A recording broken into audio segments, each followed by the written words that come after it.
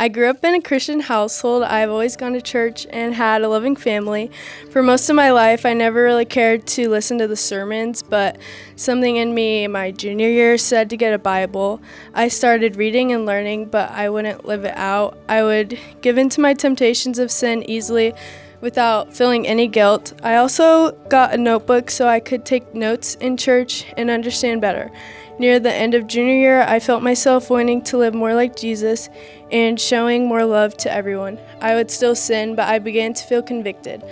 I also didn't think I was saved at that time because of the sins, and I thought I needed to know more, which is not how it works. I knew following Jesus was the right way to live. I just didn't know how to tell if I was saved.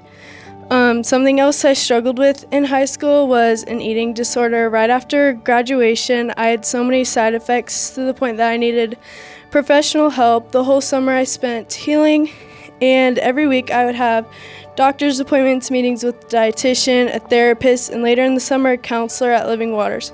It was all so much for me, and I struggled to even hang out with my friends and go out in public because I just lost all confidence.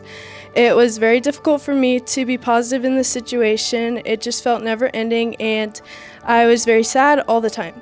I knew only God could help me through this, and as I was reading my Bible, it seemed sinful for me to be so critical about my looks. During one of my sessions at the church, I realized that God created me in His own image, and what matters is in my heart and not my looks. Matthew 6:25-34 helped me with my anxiousness and helped me realize that God is bigger than everything on this earth, and nothing people may be saying or thinking matters because I will spend forever in heaven. I wanted to put all of my faith in Jesus, and that's exactly what I did, repenting of my sins and putting my faith fully and finally in Jesus' death and resurrection. I have realized that I have always been such a people pleaser and have always wanted to fit in and have validation from other people. I think through this valley, God wanted me to realize that I only need Him and His ways.